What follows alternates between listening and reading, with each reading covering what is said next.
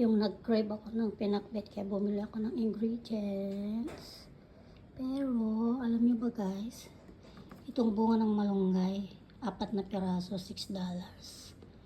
So, $1.50 isa. Tapos itong galunggong, kalahating kilo, $5. Kaya $1 isa. O, diba?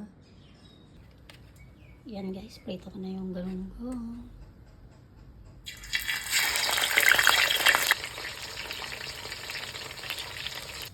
So guys, pagkaluto ng galunggong, magluluto na ako ng pinakbet. Ayan, lagyan ko ng konting mantika, konti lang. Ayan. Tapos ilalagay ko na ang aking gulay. Guys, sibuyas.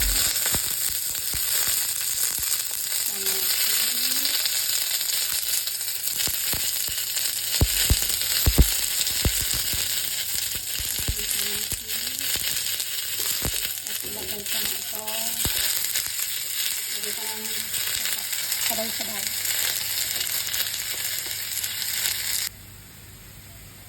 Tapos ng malunggay, yung talong lagay ko na. Sabay-sabay na. Yung okra.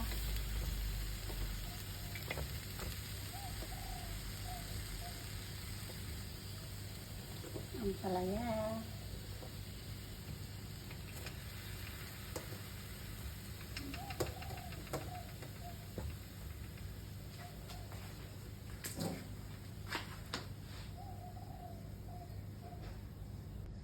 Yung ating galunggong. Ang galunggong lagay na natin.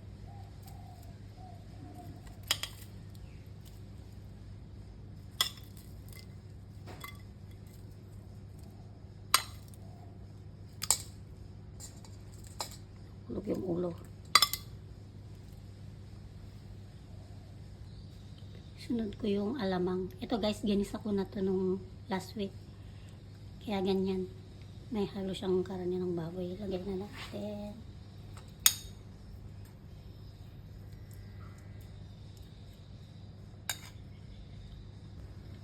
Tapos, konting sabaw.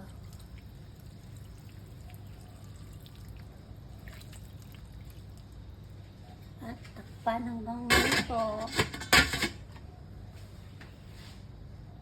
After 10 minutes, lagay ko yung repolyo at sili. Ayan.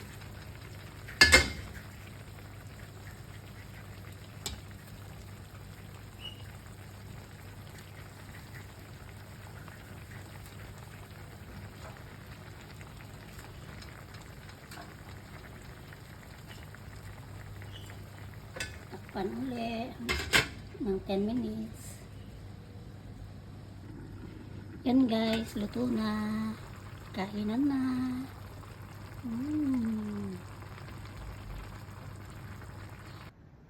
Yan guys, kain na tayo. Luto na yung pinakbet. Paki-like and subscribe po sa aking channel. Thank you po. Kain.